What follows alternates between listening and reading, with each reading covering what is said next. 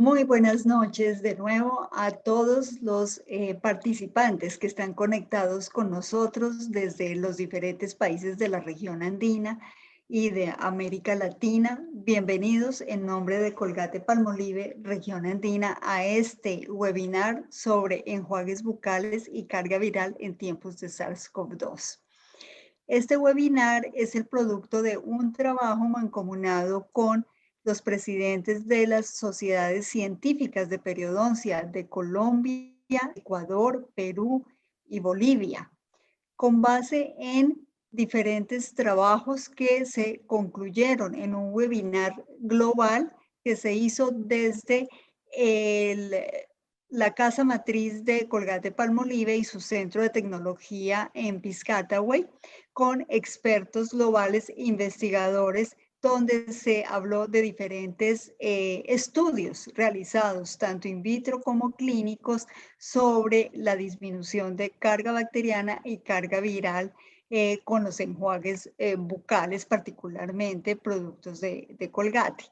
El análisis de estas presentaciones, de este webinar global con base en estos estudios se hizo con paneles de expertos en diferentes roundtables en los 4 países de la región andina. Y producto de estos roundtables con los expertos de las sociedades científicas de cada país, es cuando tenemos aquí a nuestros representantes de estas sociedades científicas, quienes nos van a acompañar como panelistas. Y contamos para liderar y para moderar esta sesión con la siempre valiosa colaboración del doctor Andrés Duque, quien es odontólogo de la Universidad CES en Medellín, Colombia, es especialista en periodoncia de la Universidad Javeriana en Bogotá, Colombia, y tiene una maestría en epidemiología en la Universidad CES en Medellín.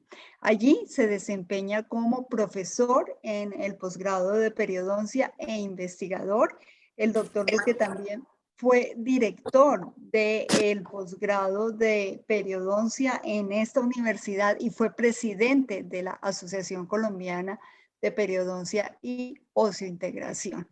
El doctor Duque es investigador y además es conferencista nacional e internacional, y en Colgate tenemos el orgullo de contar con él como experto, como líder de opinión y como conferencista. Voy a pedir al doctor Duque que encienda su cámara para darle la bienvenida, para dejarlo en contacto con más de 600 asistentes que están conectados en este instante, y para que le dé paso también a la presentación de los panelistas expertos de cada una de las sociedades científicas de la región andina que nos están acompañando esta noche. Les habló María Beatriz Ferro, gerente de Asuntos Científicos de Salud Pública de Colgate-Palmolive para la región andina, y de nuevo les doy una muy cordial bienvenida a este webinar. Doctor Duque, el auditorio es suyo. Muchas gracias, doctora María Beatriz, por esta bienvenida. Para mí es un placer estar acá con ustedes. Quiero darles las gracias por estar acompañándonos en este espacio durante este tiempo valioso, y quiero hacerles como la presentación de estos expertos que nos van a compartir todo lo que fue esta experiencia tan importante que hemos tenido como sociedades científicas de periodoncia en toda la región andina. Entonces es para mí un placer hacer este abrebocas a un trabajo que hemos hecho mancomunado entre las diferentes sociedades científicas para tocar el tema de enjuagues bucales y la carga viral frente al desafío que tenemos ahora con el SARS-CoV-2 y en la pandemia del COVID-19. Tengo el gusto de presentarles un panel de expertos seleccionados por las presidencias y las juntas directivas de las asociaciones de periodoncia de la región andina como expertos y líderes de opinión para liderar este simposio. En primer lugar, tenemos al doctor Sixto García de Perú. El doctor Sixto es un odontólogo egresado de la Universidad Nacional Mayor de San Marcos y es especialista en periodoncia de la misma universidad. Tenemos al doctor Mauricio Tinajero. en representación de la Asociación Ecuatoriana de Periodoncia y Biodesintegración. El doctor Mauricio Tinajero es odontólogo de la Universidad San Francisco de Quito y es máster en periodoncia y especialista en implantes de la UNESP en Brasil. Tenemos al doctor Luis Peredo de la Sociedad Boliviana de Periodoncia. El doctor Luis Peredo, cirujano dentista de la Universidad Federal del Paraná en Curitiba, Brasil. Es máster y doctor en implantes de la Universidad Corazao en Bauru, en Sao Paulo también. Especialista en prótesis dental, en odontología restauradora y periodoncia de la USP, de la USP en Brasil. Y es profesor en el área de implantología oral en posgrado en la ciudad de Santa Cruz, en Bolivia. Tenemos también a la doctora Pilar Pantoja. La doctora Pilar es doctora en odontología de la Universidad de Guayaquil, en Ecuador. Es diplomada superior en educación en docencia universitaria en la Universidad de Guayaquil, en Ecuador también. Y es periodoncista de la Universidad Autónoma de Guadalajara, en México. Y por último tenemos a la doctora Lina Suárez. La doctora Lina es magíster en biología de la Pontificia Universidad Javeriana, es periodoncista de la misma universidad, es profesora titular de la Universidad Nacional de Colombia y además es profesora e investigadora en la Pontificia Universidad Javeriana. Es muy importante este tema que estamos tocando porque las bacterias están en todas partes, pero a nuestros ojos no están en ninguna parte. Estamos hablando principalmente de la gran mayoría de la población. Y con el tema de la pandemia, pues las bacterias se han puesto de moda, los virus se han puesto de moda y la gente ha empezado a entender que hay más bacterias en nuestro intestino que estrellas en la galaxia. Y no podríamos comprender completamente la vida humana sin conocer los microorganismos y su simbiosis. Un término que está muy de moda hoy y que viene del griego simbiosis, vida en común. Si ignoramos nuestros microorganismos, estaríamos mirando nuestra vida a través del ojo de una cerradura. Sin su presencia, sobreviviríamos solo semanas o meses. Y es importante saber y conocer, y a través de esta sesión hablaremos sobre ello, que nuestras células tienen entre 20.000 y 25.000 genes y se estima que nuestros microbios que nos habitan representan aproximadamente 500 veces más de estos genes. La boca, por supuesto, al igual que el intestino y otros ecosistemas, representan un hábitat muy diverso, heterogéneo y complejo que favorece naturalmente el desarrollo de biopelículas orales en el caso de la boca. Se estima que en la cavidad oral tenemos más de 700 especies bacterianas que pueden colonizar todos los nichos que tenemos en la cavidad oral. Y cada individuo puede albergar entre 200 o más especies de bacterias. Por lo tanto, el control del microbioma es un campo de la ciencia que está cambiando rápidamente y que está rodeado de incertidumbre, de misterio, de controversia y de una evidencia que aún está en construcción. Por eso para nosotros como odontólogos es muy importante entender cómo mantenemos ese equilibrio para evitar que de un estadio de salud se pase a un estado de enfermedad. Con el tema de la pandemia, hemos vivido una cantidad de información científica, de información también en redes, de informaciones falsas, de lo que se conoce infodemia. Y a través de este tiempo hemos visto una cantidad de información científica, alguna con sustento y otra sin sustento. Por eso, desde las sociedades científicas de periodoncia y con el apoyo de Colgate, comenzamos una ronda de trabajos con aproximadamente 60 expertos en periodoncia de Colombia, Ecuador, Perú y Bolivia. Y lo que hicimos en estas sesiones, aproximadamente cada una, 4 sesiones cada una de 2 horas aproximadamente, fue discutir entre los expertos de las asociaciones científicas cuál es la evidencia acerca del uso de enjuagues bucales. En este caso, nos concentramos en mostrarles hoy la evidencia con respecto a la clorhexidina y el cloruro de acetilpiridino. ¿Y cuál es el papel que tienen ellos como para disminuir esa carga, esos aerosoles y para bajar la carga viral antes y después del surgimiento de la pandemia. También cómo la boca es la puerta de entrada del organismo y cómo puede actuar sobre esa entrada del SARS-CoV-2. Y por último, cuál es la racionalización de los enjuagues bucales para reducir esta carga viral por virus y bacterias, y en especial en el marco de la pandemia por COVID-19. Por lo tanto, los objetivos de este webinar que vamos a trabajar hoy son conocer la evidencia actual sobre el uso de enjuagues bucales en el marco de la pandemia del COVID-19, identificar las propiedades de los enjuagues bucales y la investigación científica alrededor de ellos para el control del virus del SARS-CoV-2 y dar a conocer la importancia de la boca como nicho ecológico, pero más importante aún, cuál es la racionalización que tenemos para el uso de enjuagues bucales dentro de esta media normalidad, de esta nueva normalidad que es la pandemia del COVID. Dentro de la agenda que vamos a trabajar, en primer lugar, vamos a mostrar los estudios clínicos científicos que la empresa Colgate ha venido desarrollando antes y posterior a la pandemia del COVID-19. El doctor Sisto García de Perú nos va a presentar un estudio sobre carga bacteriana y aerosoles. El doctor Mauricio Tinajero de Ecuador nos va a presentar un estudio sobre carga viral.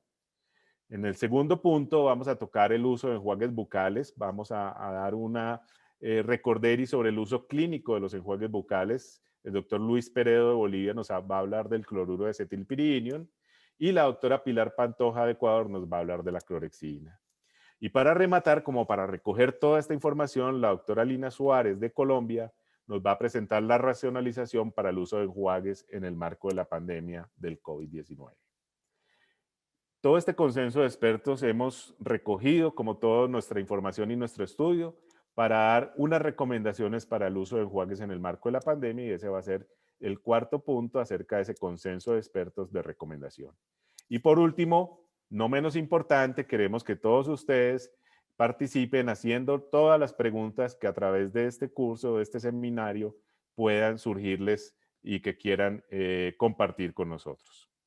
Para mí es un placer presentar en primer lugar al doctor Sisto García de Perú, que nos va a hablar sobre un estudio clínico de aerosoles en el marco de la pandemia del COVID-19.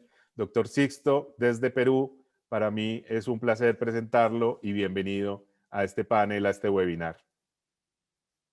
Muchas gracias. Sisto, muchas gracias. Disculpen un momento, voy a hacer una recomendación a los asistentes. Por favor, para formular sus preguntas, pueden escribirlas en la barra inferior que tienen en los computadores en preguntas y respuestas. No vayan a escribir en el chat porque no está habilitado.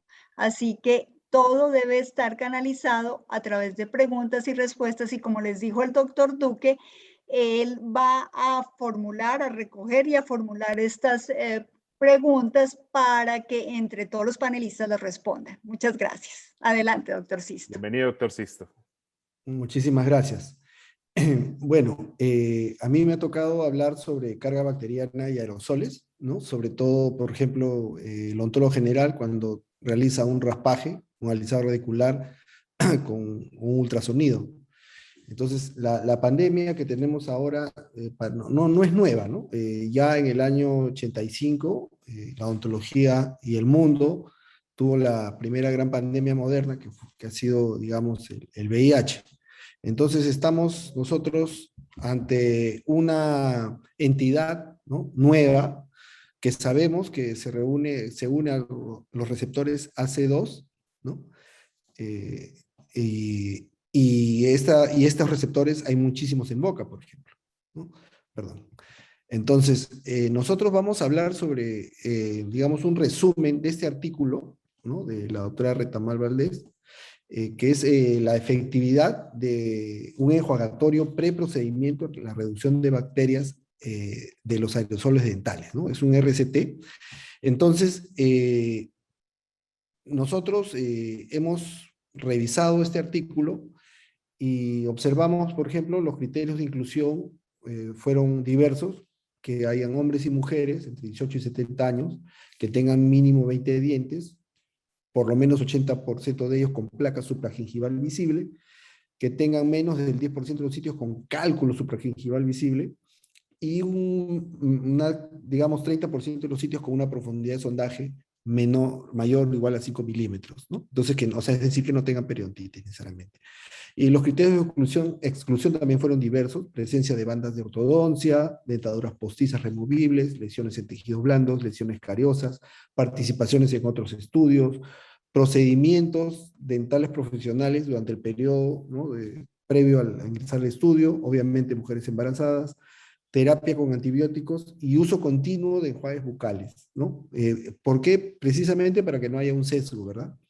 Entonces, la evaluación clínica fue hecha por un solo periodoncista, que evaluó la placa visible y la profundidad de sondaje en milímetros, midió 6 sitios por diente, se excluyó los terceros molares, se utilizó la profundidad de sondaje el milímetro más cercano a la sonda, con una sonda periodontal North Carolina, y se abstuvo que tuvieran 12 horas antes de hacerse el examen higiene bucal, ¿no? Eso, fumar o beber durante las 4 horas anteriores al examen. Esto fue lo que se dijo. Y aquí está, este es ¿no?, la location del estudio. 150 voluntarios fueron propuestos, de los cuales se excluyeron 90 por cuestiones de no reunían los criterios de inclusión, y los 60 que quedaban se juntaron en 4 grupos: uno donde no se hizo ningún enjuague, otro donde solo fue agua, uno que era el test, que era cloruro de acetilpiridino más, más zinc y lactato de zinc y fluoruro de sodio, y otro, un control positivo de clorhexidina,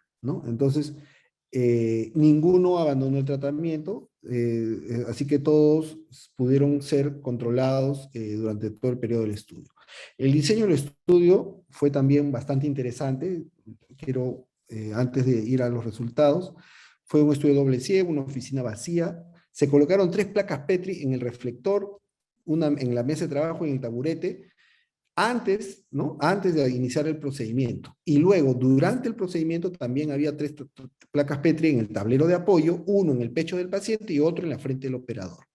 Y entre paciente y paciente, 5 horas mínimo para que pueda haber otro allí. Entonces, eso fue muy interesante, ¿no? Entonces, no, estas aglomeraciones que nosotros teníamos y todo, ojalá que en un momento vuelvan, ¿no? O sea, nosotros los odontólogos siempre hemos estado pendientes de la bioseguridad, y esta pandemia no nos ha agarrado distraídos, pero es cuestión de seguir viendo. Miren, una cosa muy importante: este artículo fue publicado en el 2017, pero ha sido hecho en el 2015, es decir, antes de la pandemia.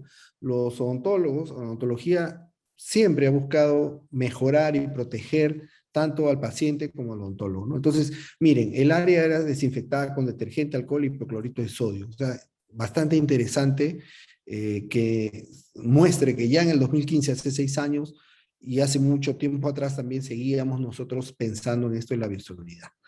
Entonces, los resultados. Con respecto a los resultados, miren ustedes, según los grupos experimentales, el promedio de edad era muy similar, más o menos entre los 40 y 50 años, ¿no? La proporción también entre hombres y mujeres era similar, y en fumadores solamente hubo un grupo, uno en el grupo de CPC y otro de clorhexidina, que no era realmente significativo, ¿no? Con respecto a la, digamos, a la total, las colonias formadoras, las unidades colonias formadoras, CFU, pueden ver ustedes, por ejemplo, ¿no?, que en la barra de soporte, los que tenían CPC o clorhexidina habían bajado, ¿no?, que están ahí en ese círculo, habían bajado mucho más. Y los que estaban en el pecho, perdón, en el pecho del paciente también bajaron, pero donde bajaron mucho más después del enjuagatorio del paciente fue en las colonias formadoras en la frente del operador. O sea, el que más se beneficiaba, digamos, de todo esto era también el clínico, que después va a volver a atender a otro paciente. Entonces, lo que nosotros debemos ir viendo es este efecto o este dato importante en el odontólogo. Entonces, con un examen, digamos, de sondas de DNA, se evaluó la cantidad de bacterias, un grupo de bacterias grande, y se puede ver ustedes que, por ejemplo, ¿no?, aquí están los que utilizaron CPC o clorhexidina, por ejemplo. Y miren ustedes aquí, al fondo, los que no se enjuagaron, o simplemente no, solamente con agua, o nada, ningún enjuague, ¿no? Quiere decir que las colonias definitivamente disminuían con el uso de este enjuagatorio preoperatorio. Aquí tenemos la figura número 5, donde también podemos ver aquí por los grupos, ordenado por los grupos clasificados por Sokransky por colores, ¿no? Por complejos microbianos, y ustedes pueden ver que tanto la que comprete al CPC y la clorhexidina tenían mucho menos unidades formadoras de estos complejos microbianos comparado a los que habían usado agua o no enjuagues.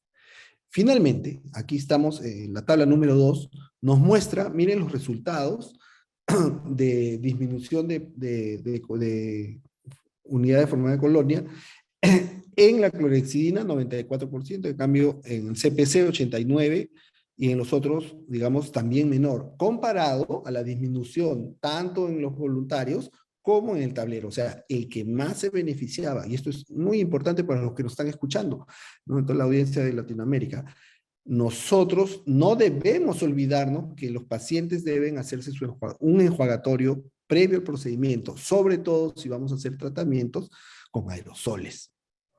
Porque si bien es cierto, podríamos utilizar un criterio, no sé, de sentido común, aquí en este estudio hecho en el 2017 nos está mostrando fehacientemente que sí es efectivo para disminuir la carga bacteriana un enjuague preprocedimiento en los pacientes que acudan a su tratamiento.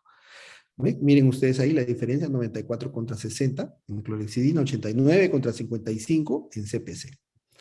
¿No? Entonces, para ir concluyendo lo que digamos, yo tenía que decirles, el CPC y la clorhexidina fue útil, más útil en el operador que en el paciente. Esto fue hecho en el 2015, antes de que nosotros podamos pensar que iba a haber esta pandemia, ¿no? En conclusión, el enjuague bucal que contiene CPC más lactato de zinc y fluoruro de sodio es eficaz en la reducción de bacterias viables en aerosoles después de que pueda realizarse un paciente una profilaxis dental. Entonces, vamos a estar bastante protegidos. Yo quería darles las gracias a todos, tanto a Colgate como a la Asociación Peruana de Periodoncia por permitirme compartir esto y espero luego más adelante sus preguntas. Cualquier cosa también, ustedes tienen allí mis redes. Muchísimas gracias, Andrés, te doy el pase.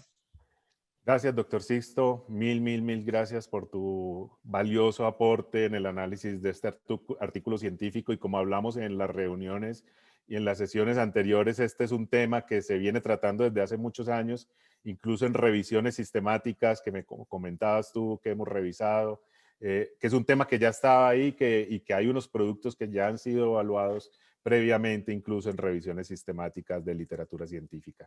Y este estudio que nos han mostrado, pues resume esa importancia no solo en la protección del paciente, sino del odontólogo y los colaboradores.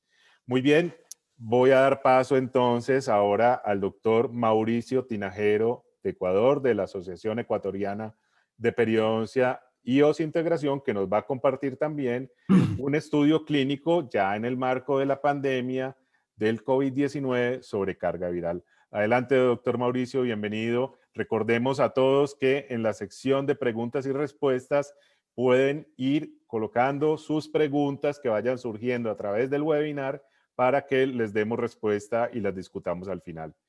Bienvenido, Mauricio. Muchas gracias, Andrés. Voy a compartir la pantalla. Buenas noches con todos. Para mí es un honor participar en la conferencia del día de hoy y espero poder aportarles información que les pueda servir en sus clínicas y que podamos sacar nuestras propias conclusiones para estudios futuros. El estudio que me ha tocado presentarles del día de hoy es un estudio bastante interesante, ya que hoy en día nosotros sabemos el beneficio que los enjuagues bucales, como nos contó el doctor Sixto, nos ayudan en nuestra clínica y nuestra práctica diaria. Sin embargo, muchos de nosotros sabemos por fuentes verdaderas o por muchas veces rumores que dentro de la consulta tenemos un alto riesgo de contagio. Sin embargo, tenemos varias vías y no entendemos realmente cuál tiene más riesgo que otra. Solo sabemos que los odontólogos estamos muy expuestos y que nuestro nivel de contagio es altísimo. Sin embargo, siempre, a pesar de lo que tengamos a mano, utilizamos enjuagues para disminuir esta carga viral. Muchos de nosotros utilizamos clorhexidina, otros peróxido de hidrógeno o el cloruro de acetilpiridino, y no sabemos si es que realmente está funcionando o cuánto tiempo funciona este enjuague durante el procedimiento. Y son preguntas que hoy en día la ciencia está investigando para poder ayudarnos a disminuir el riesgo de contagio y que nosotros los odontólogos podamos trabajar sin ningún problema, ya que la saliva es donde se concentra una gran cantidad de carga viral y esto nos puede crear muchos problemas siempre que estemos tratando a un paciente que esté positivo. Entonces es muy importante que nosotros entendamos el artículo del día de hoy, ya que este artículo es muy interesante para nosotros porque nos va a ayudar a entender un poquito el mecanismo de acción y el tiempo que actúan los diferentes enjuagues. En este estudio podemos observar que se tomaron muestras a 12 pacientes por grupo. Los pacientes, para poder ingresar a este estudio, tenían que ser positivos con COVID, tenían que estar al menos 3 días hospitalizados y durante estos días ellos tenían que poder realizar enjuagues bucales de una manera correcta. Una vez que los pacientes fueron seleccionados, se dividieron en 5 grupos y se tomaron muestras de saliva antes del enjuague, después del enjuague, 30 minutos y 60 minutos después. Los grupos que se investigaron en este estudio fue el primer grupo A, que es el placebo, que fue agua destilada. El segundo grupo fue el CPC. El tercero fue el peróxido de hidrógeno, cuarto clorhexidina y quinto una combinación de peróxido de hidrógeno con clorhexidina. Una vez que nosotros comenzamos a analizar y ver los resultados que arrojaron en este estudio los diferentes grupos, nosotros podemos ver algo muy interesante. Si analizamos los cuadros, podemos ver que en el primero, el CPC tuvo un tiempo de acción muy superior al resto de los grupos. Podemos ver que en el primer tiempo, pues el CPC tuvo una eficacia muy rápida. Sin embargo, el peróxido de hidrógeno no se quedó atrás, pero su sustantividad se vio reducida a lo largo del tiempo. Ya la clorhexidina, como todos sabemos, mantuvo su sustantividad, que por eso es conocida, y la combinación de peróxido de hidrógeno con clorhexidina, a pesar que fue efectiva para disminuir la carga viral, tuvo un resultado bastante bajo. ¿Qué nos puede traer esto de discusión? Como pudimos analizar ya en los cuadros de nuestro estudio, sabemos que el CPC tiene una acción muy rápida y obviamente podemos decir que su acción nos ayuda a disminuir el riesgo del contagio. Ya con el peróxido de hidrógeno también tenemos una rapidez en su acción, sin embargo, su eficacia no dura hasta más de los 60 minutos, por lo cual podemos decir que su sustantividad puede estar perjudicada. Ya la clorhexidina obviamente redujo la carga viral, sin embargo se mantuvo alrededor de los 30 y 60 minutos después de los dos tiempos. Y la clorhexidina en combinación con el peróxido de hidrógeno obviamente disminuyó la carga viral, pero no tuvo ningún beneficio adicional. ¿Qué nos quiere decir estos resultados que hemos obtenido ya en este estudio? Que el CPC podemos ver que es 20.4 veces más rápido en la acción que la clorhexidina después del enjuague. Podemos ver que una vez que nosotros hacemos el enjuague, tenemos que el CPC es 20 veces más rápido en la acción que el resto de los enjuagues. Quiere decir que si nosotros analizamos estos datos estadísticos de nuestro estudio, podemos ver que el CPC tiene una acción muy, muy rápida, pero su acción va disminuyendo con el tiempo hasta llegar a los 60 minutos, que casi su acción se va a 2.6. Sin embargo, podemos ver que la clorhexidina a lo largo del tiempo mantiene su sustantividad y por eso mantiene un número más estable. Sin embargo, podemos concluir, si analizamos los datos, que todos los enjuagues ayudan a disminuir la carga viral. Pero aquí lo que nos deja de incógnita es el tiempo en que esta carga viral es disminuida y obviamente en qué procedimientos podemos utilizar dependiendo de su disminución de la carga viral. Entonces, como conclusión, puedo comentarles que los enjuagues bucales con CPC en este estudio y con clorhexidina proporcionaron una reducción significativa en la carga viral del SARS-CoV en la saliva hasta 60 minutos después del enjuague, mientras que el peróxido de hidrógeno proporcionó una reducción hasta los 30 minutos. A pesar del efecto transitorio que tienen estos enjuagues, es importante que estos resultados nos animen a realizar estudios futuros para que con los diferentes productos que tenemos en el mercado podamos crear nuevas estrategias para que podamos disminuir los riesgos de contagio en nuestra clínica, que sabemos que nosotros, los odontólogos, estamos en una posición de riesgo muy alta y es importante que tomemos en cuenta estos resultados para crear evidencia científica para poder protegernos y proteger a nuestros pacientes. Muchas gracias por la atención. Paso a la siguiente persona. Muchas gracias, doctor Mauricio. Muchas gracias por tu presentación, muy clara, muy concreta y además que surgen una cantidad de preguntas que ya tenemos en la sección de preguntas y respuestas del auditorio para que discutamos estos dos interesantes estudios que nos sirven a nosotros como odontólogos, a los más de 900, cerca de 950 participantes que tenemos en este momento, no solo para adaptar todas estas recomendaciones, sino para replicarlas a la profesión odontológica. Para mí es un placer entonces empezar ya a tocar el segundo punto, que es el uso clínico de enjuagues bucales. Y para mí es un placer contar con el doctor Luis Peredo de Bolivia. Doctor Luis, un gusto tenerlo acá para que nos hable un poco acerca del cloruro de acetilpirinium. Muchas gracias, doctor Luis. Bienvenido. Les doy un cordial saludo. Muchísimas gracias, Andrés. Sí se ve, ¿no? Sí, estoy bien. Muy buenas noches a todos. Un placer enorme poder compartir con tantos colegas, tanto en el país como internacionalmente. Y bueno, a mí me toca hablar un poquito sobre el cloruro de acetilperidinio, que es un enjuague bastante usado hoy en día, sobre todo en estos momentos de pandemia. Lo importante considerar es que, como decía Andrés, los microorganismos están en todas partes. Tenemos bacterias, tenemos hongos, tenemos virus. Y como ustedes saben, después de la década de los 80, cuando apareció el virus del SIDA, cambió completamente la forma de atender a los pacientes y de la preocupación que tenemos en relación al contagio con estos virus.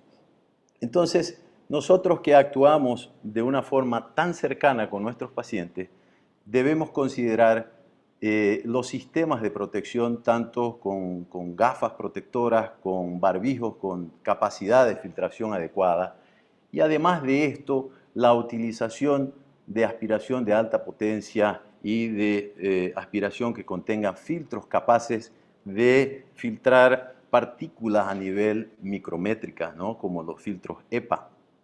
Entonces, lo triste es todavía saber de que más o menos el 25% de los colegas a nivel mundial todavía no utilizan un enjuague bucal antes de comenzar un procedimiento odontológico, sea él el que fuere, porque definitivamente estamos demasiado cerca de los pacientes y siempre puede haber algún tipo de aerosol o algún tipo de microorganismo saliendo en dirección del odontólogo.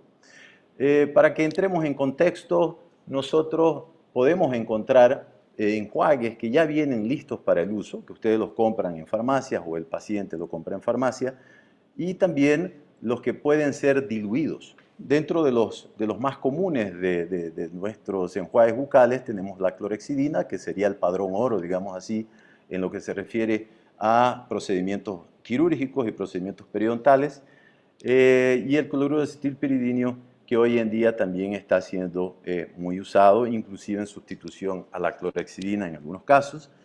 Y para los que utilizan enjuagues para ser diluidos, tenemos el peróxido de hidrógeno y el PBPI, que son soluciones a base de yodo. Los enjuagues bucales básicamente son fórmulas extremadamente simples que están basadas en agua, poseen humectantes, emulsionantes, flúor, conservantes y saborizantes.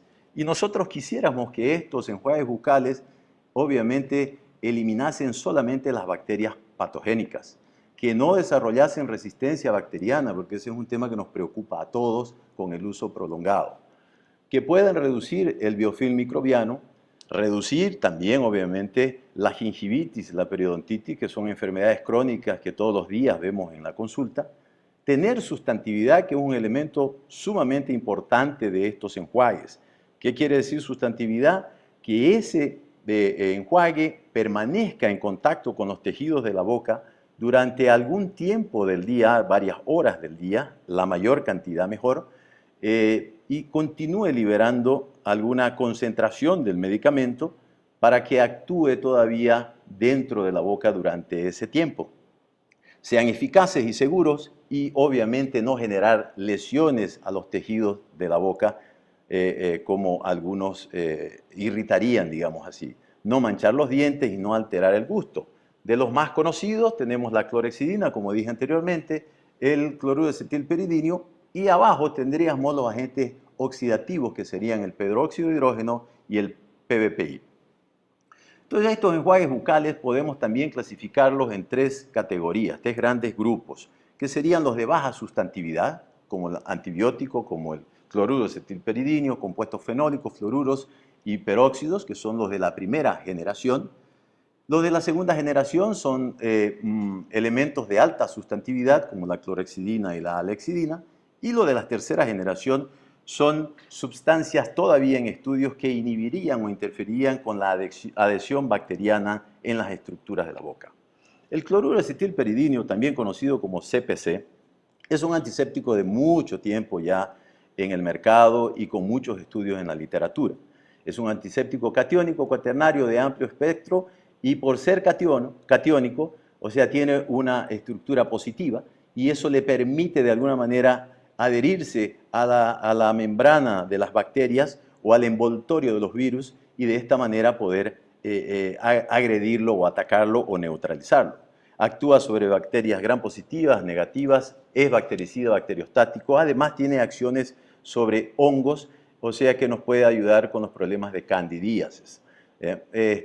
La molécula es extremadamente simple y barata y por eso que es uno de los enjuagues mucho más sencillos que tenemos y mucho más económicos que tenemos también.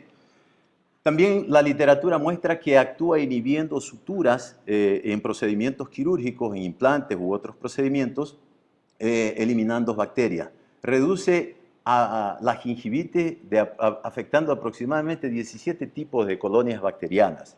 Cuando se asocia a la clorhexidina, tiene un gran y un potencial muy interesante inclusive en las mucositis de los implantes y también reduce los efectos adversos de esta clorhexidina que serían el manchamiento dental y la pérdida del sabor. ¿Cómo actúa esta molécula de acetilperidinio? Como les dije al principio, ella por tener una carga positiva se adhiere a la membrana de la bacteria, actuando sobre las capas lipídicas de esa membrana, le genera vamos a decir, una lesión o una perforación a la membrana, alterando la condición osmótica de esa célula y consecuentemente llevándola a la muerte de la membrana de la bacteria en sí.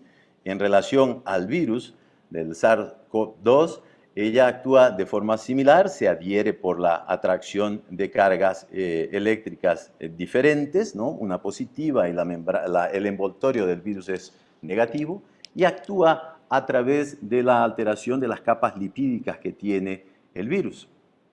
Es una molécula que actúa de forma muy segura en el embarazo, en las señoras o en las mujeres embarazadas. Reduce la enfermedad periodontal, reduce la infección intrauterina o la respuesta inflamatoria en mujeres embarazadas que tienen periodontitis o enfermedades crónicas que producen inflamaciones crónicas de largo aliento, digamos así. Mantiene la homeostasis microbiana de la cavidad oral, eso es un tema extremadamente importante. Cuando asociado con ácido hialurónico tiene una acción muy similar con la clorhexidina, pero sin los efectos secundarios que tiene la clorhexidina. Normalmente ella se encuentra en un promedio de 0,05 a 0,1 y en un estudio de Li Zi en el 2020 muestra que es capaz de reducir la infectividad del SARS-CoV-2 en 1000 veces. O sea, es sumamente importante para nosotros utilizar algo de esa magnitud para poder reducir una posible atención a, por ejemplo, un paciente asintomático que tenga este tipo de virus. Y el CPC inactiva el SARS-CoV-2 de dos maneras, desestabilizando la membrana lipídica y a través de la interacción con la proteína spike del virus. En nuestras consideraciones finales creemos que es muy importante el tiempo de permanencia del enjuague en boca. No es solamente, y eso hay que recalcarle al paciente, no son 15 segundos, son por lo menos 30 segundos a un minuto para que ese material, esa molécula actúe, tenga tiempo de actuar sobre las estructuras de las bacterias y del virus. Es fundamental hacer gárgaras para que la molécula llegue a la zona de la bucofaringe lo más posterior posible, ¿no? Y de esta manera poder inactivar la mayor cantidad de virus posible. Indudablemente que todavía, como todo es muy cambiante, todavía no existe una comprobación absoluta desde el punto de vista científico que compruebe cuál es el mejor enjuague bucal contra el SARS-CoV-2. El CPC tiene una acción inmediata mayor que la clorhexidina, como fue mostrado en algunos estudios, lo que es muy interesante, pero tiene una duración corta de aproximadamente 60 minutos, lo que debería de repente en alguna oportunidad poder, en procedimientos más largos, pensar en la posibilidad de una repetición del procedimiento.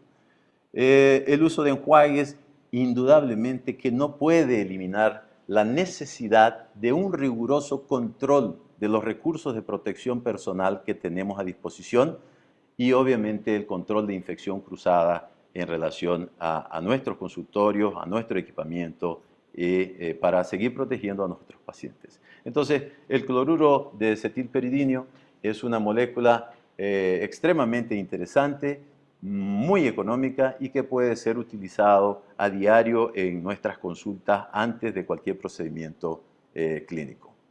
Con eso, el control, como les dije, del microbioma oral es un campo de la ciencia que todavía está en cambio, en mutación, como todo, ¿no?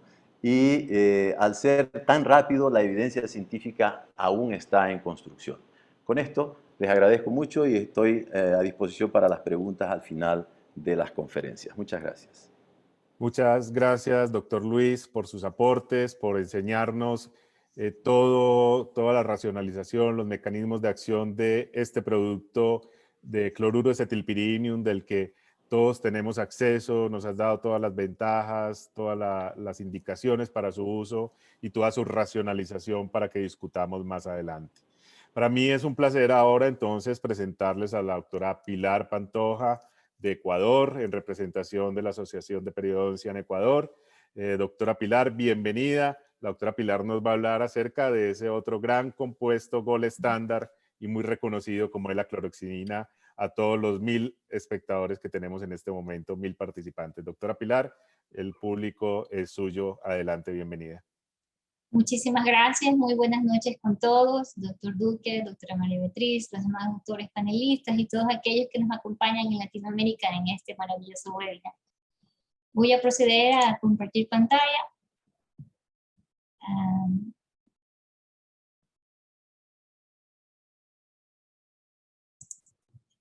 Entonces,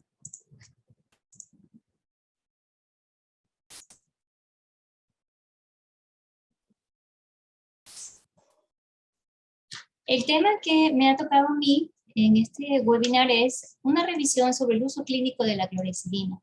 Como sabemos, la clorhexidina es un antiséptico ampliamente utilizado en el campo de odontología y se documenta que a partir del año 1953 ya se usaba en la medicina como una crema antiséptica. La clorhexidina es altamente efectiva para controlar la formación de biofilm, lo que anteriormente se conocía como placa bacteriana a nivel supragingival. Por lo tanto, nos ayuda a controlar la gingivitis e incluso tiene un efecto altamente positivo en controlar la proliferación de bacterias asociadas con inicio, mantenimiento del desarrollo de enfermedades periodontales. De ahí que se considera a la clorhexidina como el gold estándar para el control del biofilm. Es un compuesto, químicamente se lo considera como una bipiguanida, con una acción de amplio espectro, principalmente sobre bacterias de tipo gram positivo, gram negativo, bacterias que son capaces de vivir en medios ricos de oxígeno, bacterias aerobias o desprovistas de él, anaerobias.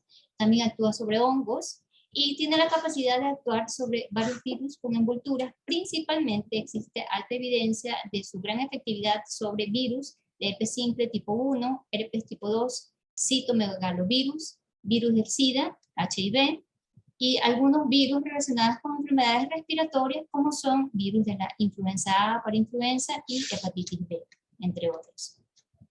Pero ¿cómo actúa la clorhexidina? Básicamente se describen dos mecanismos por los cuales la clorhexidina actúa. Recordando que es un catión, presenta una carga positiva y por lo tanto se va a unir a la carga negativa de células de los diferentes tejidos, tanto duros como blandos, presentes en cavidad bucal. Es decir, que tiene la capacidad de unirse a esa carga negativa presente en hidroxiapatita, en película adquirida, en la saliva, en las diferentes membranas mucosas, tanto queratinizadas como no queratinizadas, ejerciendo una acción de destrucción de bacterias, específicamente hablando en relación a bacterias. Pero también se une a estas bacterias a través de su carga negativa, provocando una disrupción o una alteración en la permeabilidad, exponiendo su contenido y por lo tanto provocando la lisis o la muerte de las células dañadas. Y su otro mecanismo de acción antibacteriano específicamente es inhibiendo la adhesión de estas bacterias a las diferentes superficies, tanto duras como blandas. Pero también, si bien es cierto, hay mucha literatura con respecto a la acción de la clorhexidina contra bacterias, sin embargo, su mecanismo de acción contra virus no es tan abundante. Sin embargo, se considera de que en especial actúa sobre la cápside o envoltura de virus, disgregando, destruyendo esta cápside y por lo tanto provocando pues la destrucción de él. La clorhexidina tiene la gran particularidad, a diferencia de otras sustancias antisépticas utilizadas en boca, de que tiene un periodo de acción prolongado durante un mínimo de 7 hasta un máximo de 12 horas, cumpliendo una acción bacteriostática, que no se ve alterada por fluidos corporales. Y es a este tiempo de acción prolongado a lo que se conoce con el nombre de sustantividad. Pero al igual que cualquier otra sustancia química, también tiene efectos secundarios o efectos no deseados, como el más conocido, que es de ayudar o incrementar la formación de manchas o de tinciones externas que se conocen con el nombre de tinciones extrínsecas, que provocan manchas marrones o cafeces, tanto en tejidos duros como en tejidos blandos dentro de cavidad bucal, estructuras naturales como no naturales, por ejemplo, prótesis, coronas, resinas, incrustaciones, y en especial, pues, en tejidos blandos sobre cara dorsal de lengua. También se conoce por su mecanismo de acción que favorece el acúmulo de sarro, principalmente supragingival, y también en periodos largos de su utilización, mayores a 15 días o 21 días, provoca alteraciones temporales en el gusto, las cuales desaparecen cuando pues, se deja de utilizar la clorhexidina. Entre otros de los efectos indeseables, se considera que tienen la capacidad de provocar en ciertos pacientes irritación a nivel de la mucosa bucal, como son descamaciones, producción de úlceras o erupciones en mucosas, sensación de quemadura en mucosa en general, tanto tejido queratinizado como no queratinizado, y en especial sobre la lengua. También se documenta de la presencia de reacciones alérgicas a la clorhexidina, aunque la literatura reportada por la FDA a lo largo de 46 años de investigación solamente manifiesta la existencia o el reporte de 53 casos de anafilaxis. Es decir, es muy poco frecuente, pero es necesario considerar que también existe como con cualquier otra sustancia química. Su presentación en líquido, principalmente como enjuagatorio, tiene diferentes concentraciones. Desde una concentración muy baja de 0.06%, de 0.1, 0.12, 0.12, siendo las más utilizadas las concentraciones dos últimas, es decir, 0.12 y 0.2%. También vale la pena mencionar que la presentación líquida de clorhexidina también está en una concentración alta del 2%, pero para ser utilizada para la desinfección como irrigante en el sistema de conductos radiculares en tratamientos de endodoncia. También se viene en forma de gel, de spray, de barnices, pastas dentales, chips e incluso pastillas pues, para masticar. La dosis recomendada de clorhexidina para que ejerza su acción bactericida y bacteriostática es de 20 miligramos repartidos en 2 dosis al día. Es decir, puede ser 10 mililitros de clorhexidina en concentración al 0.2% o 15 mililitros en concentración de 0.12%. Y ahora, en relación a su tiempo de acción, a lo largo de los diferentes estudios realizados, se ha encontrado que para que sea efectiva la clorhexidina, el tiempo mínimo que debe permanecer en cavidad bucal es de 30 segundos y un tiempo máximo de 60, ¿ya? Considerándose que a menor tiempo, pues menos efectividad, y mayor tiempo no es necesario, porque con 60 segundos se cumple pues el 100% de su accionar. Pero específicamente, en relación a la eficacia de la clorhexidina sobre el virus del SARS-CoV-2, tenemos que recordar que este virus tiene una altísima afinidad por los diferentes tejidos que se encuentran en cavidad bucal, y se lo ha podido encontrar en saliva. De ahí que boca se constituye no solamente en la principal vía de ingreso del virus, sino también en un reservorio. Pero ¿cómo es la patogenia de este virus en relación a cavidad bucal? Así tenemos de que las células epiteliales de las diferentes mucosas orales, queratinizadas y no queratinizadas, presentan una enzima que se conoce por el nombre de enzima convertidora de angiotensina 2. Esta enzima convertidora de angiotensina 2 se constituye en el principal receptor hacia el virus del SARS-CoV-2. Como recordaremos, este virus presenta una cápside y de su cápside se extienden unas proyecciones a manera de espinas que se conocen con el nombre de spike protein. Estas enzimas, estos AG2, se unen con las spike protein, invaden la célula y de esa forma ingresan a nuestro organismo, considerándose de que existen gran cantidad de estos receptores, principalmente en las células epiteliales de la lengua, pero no solamente ahí, sino también en los linfocitos B, e incluso también en fibroblastos y también en glándulas salivales, tanto mayores como menores. Así tenemos, por tanto, de que la saliva presenta 3 vías importantes a partir de las cuales se llena de virus de COVID-19. Tenemos a partir de vías respiratorias superiores e inferiores, a partir de fluido preauricular gingival presente tanto en trébice como en bolsas periodontales, y a partir de las glándulas salivales.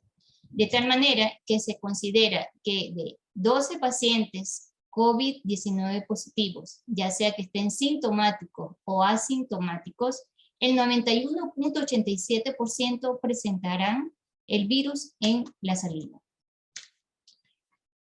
Es ampliamente conocido, tal como se ha manifestado en las exposiciones anteriores, la alta eficacia de los enjuagues bucales preoperatorios para disminuir la carga microbiana en cavidad bucal.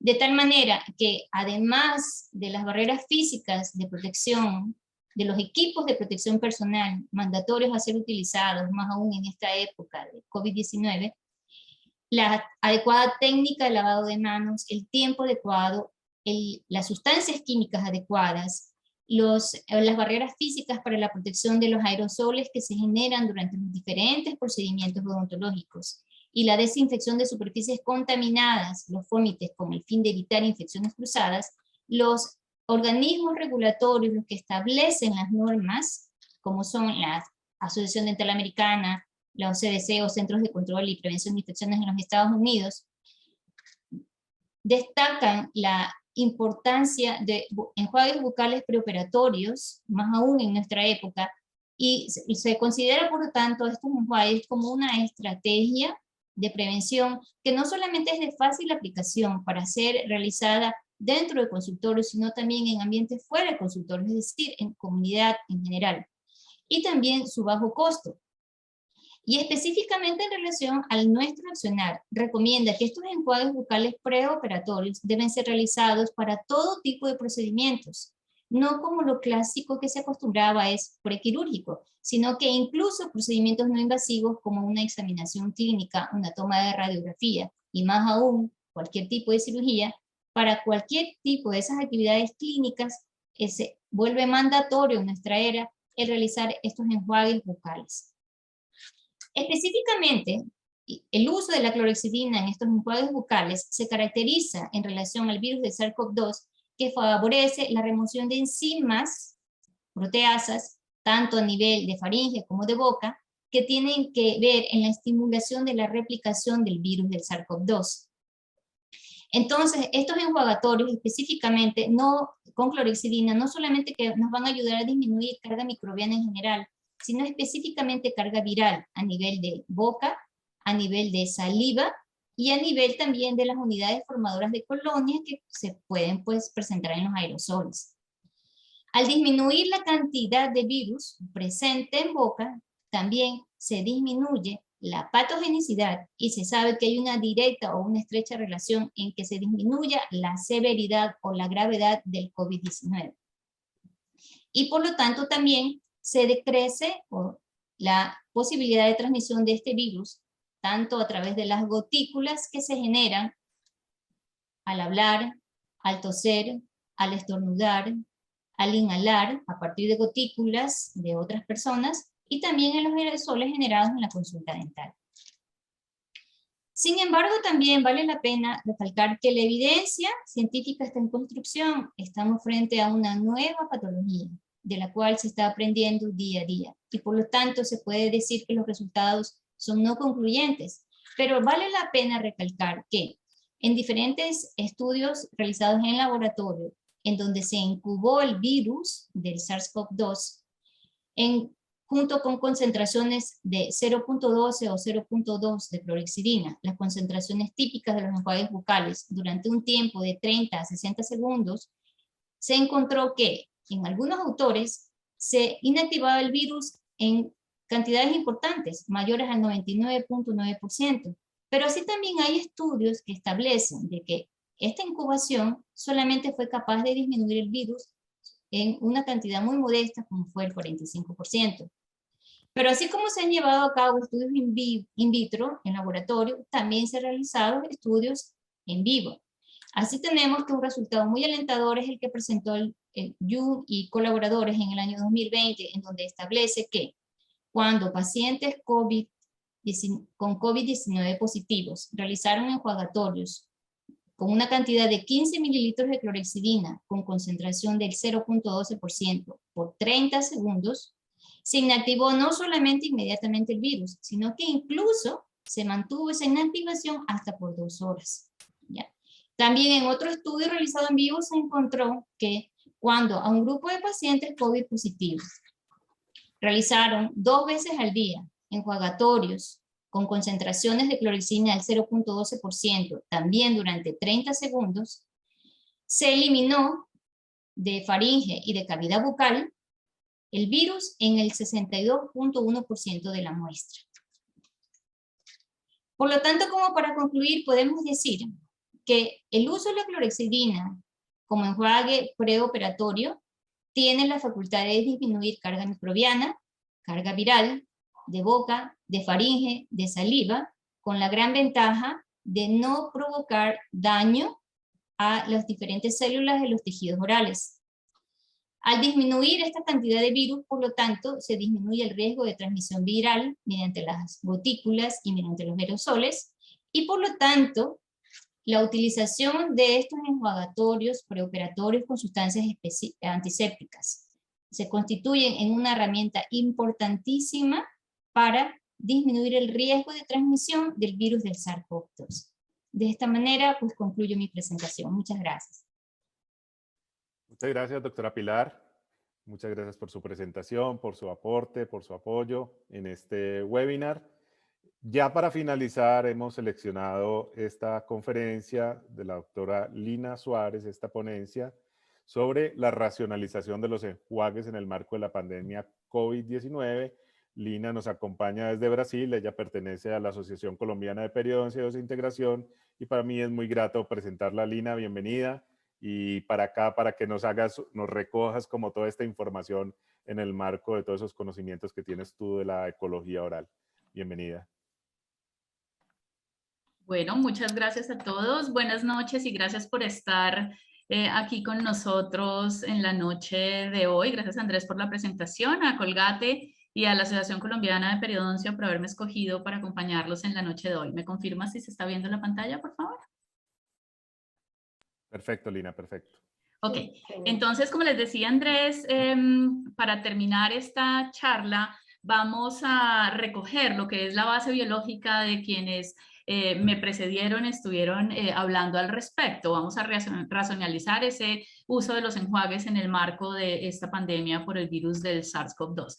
Y no podemos hacerlo sin antes recordar este concepto de microbioma oral. Ya algunos lo han anotado. Sabemos que en la cavidad oral podemos tener en determinado momento, se han identificado en humanos hasta 700 diferentes especies de bacterias, pero no todas ellas son capaces de colonizar todas las superficies que tenemos en la cavidad oral, y eso se llaman micronichos, y cada uno de esos micronichos tiene unas características que lo hacen especial, que lo hacen diferente. Las bacterias que colonizan las mucosas son diferentes a las que colonizan el surco gingival, a las que colonizan los dientes, y obviamente son diferentes a esas bacterias que tenemos en la saliva. Sabemos que de esas 700 especies de bacterias, cerca de solo 50 pueden colonizar cada una de esas superficies. Adicional a eso, en el microbioma no tenemos solo bacterias, tenemos arqueas, tenemos hongos, tenemos protozoos y tenemos virus, de los cuales pues obviamente este virus del SARS-CoV-2 es el nuevo habitante del microbioma, no solamente oral, sino del microbioma a nivel del cuerpo humano, y que seguramente llegó para quedarse durante muchísimo tiempo. Así que digamos que esto nos abre la puerta a pensar que esas bacterias no pueden seguir siendo en nuestra cabeza sinónimo de infección, como la palabra inflamación tampoco puede seguir siendo sinónimo de enfermedad. Y eso nos lo explica este proyecto, que es un proyecto precioso. Esta es una de las primeras publicaciones del proyecto Microbioma Humano, y en esta publicación básicamente ellos nos están mostrando que esas proporciones entre bacterias y células somáticas humanas pues sobrepasan el número de bacterias al número de células somáticas, y eso nos lleva a pensar inmediatamente que ellas tienen que tener un papel en el mantenimiento de la salud. Si ustedes ven ahí los números, en bacterias tenemos más o menos 38 billones de bacterias en el cuerpo humano de un hombre de referencia, que es 70 kilogramos de peso, 30 años de edad, unos 70 de estatura, mientras que células somáticas tenemos solamente 30 billones. Eso nos hace una proporción de 1 a 1.2. Y de esas células somáticas, la gran mayoría son células sanguíneas, casi todas son eritrocitos. Pero como alguien decía inicialmente, creo que fue Andrés el que lo notó, están ahí pero no las vemos, no pesan sino 200 gramos en comparación con las células humanas que podrían llegar a pesar para este hombre hasta 36 kilos. Entonces nosotros tendemos a pensar de, bueno, no las vemos, no son un problema y posiblemente no estén cumpliendo ninguna función, y resulta que tienen unas funciones supremamente importantes y están ligadas con muchos procesos inflamatorios importantes, como en este caso ustedes están viendo ahí la obesidad. En un hombre obeso se ha visto que las bacterias pueden llegar a duplicarse, pueden alcanzar 56 billones de bacterias, y eso es algo que nosotros tenemos que tener en cuenta. Así entonces, pues nos preguntamos cómo hacen esas bacterias para ayudarnos a mantenernos sanos, ¿cierto? Y estos son, digamos que algunos de los mecanismos de resistencia a la colonización que utilizan las bacterias para ayudar al cuerpo humano a darle primero una eficiencia metabólica muchísimo más alta. Ellos también nos confieren una mayor diversidad genética y nos ayudan a regular toda la respuesta inmune. ¿Cómo lo hacen? Lo hacen compitiendo con las bacterias, digamos, que tienen esa capacidad de volverse patógenas, que se llaman patobiontes, o con las bacterias que per se son patógenas, compitiendo por nutrientes esenciales. potenciales, compitiendo por receptores que ellas usan para unirse a los diferentes micronichos de la cavidad oral, también produciendo inhibidores, tales como las bacteriocinas, el peróxido de hidrógeno, generando productos tóxicos, reduciendo la prevalencia de células que no están coagregadas, es decir, formando biofilms. Esa capacidad que ellos tienen de mantener esos biofilms multiespecies también reduce la prevalencia de algunas bacterias no coagregadas que pueden ser altamente patógenas. Tanto es así que ha llegado a describirse la microflora o la microbiota, perdón, que es la palabra correcta, residente, como parte de la respuesta inmune innata. Entonces, si pensamos en esto, en la importancia que tiene el tener en la cavidad oral y de hecho en todos los sistemas del cuerpo humano bacterias para ayudarnos a mantenernos sanos, pues no nos queda más que pensar que todos estos antisépticos de los que hemos venido hablando tienen que cumplir una característica principal, o más bien con una base biológica principal, que es ayudarnos a producir rebiosis. ¿Eso qué es? Ayudarnos a devolver comunidades bacterianas que sean compatibles con salud, que esas comunidades ya no estén en condiciones disbióticas, que recuperen esa diversidad bacteriana, que los números sean controlables, pero no podemos pretender matar todas las bacterias de la cavidad oral, primero porque no es posible y segundo pues porque eso nos traería muchísimos más problemas que beneficios.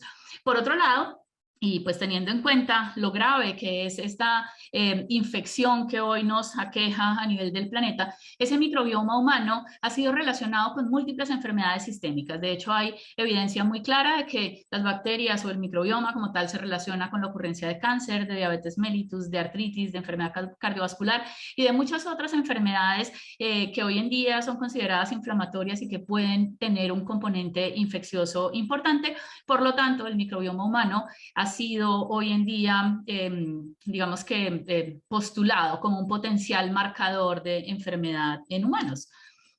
Pero, ¿qué relevancia tiene esto con relación al virus del SARS-CoV-2? Decíamos, es un nuevo habitante de la cavidad oral.